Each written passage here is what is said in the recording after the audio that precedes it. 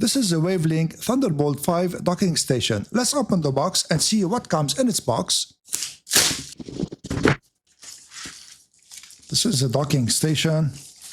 It is made of aluminum and it's made entirely of metal. And it looks great.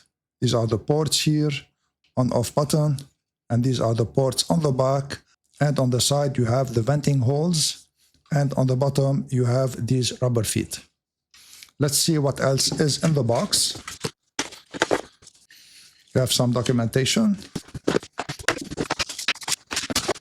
So this is the power adapter.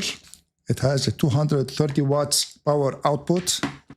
And this is the power cable that goes into the power adapter. And this holds the host USB-C cable in place. This is a screwdriver, a small Phillips head screwdriver. And this is a Thunderbolt 5 USB-C cable that supports speeds up to 120 gigabits per second.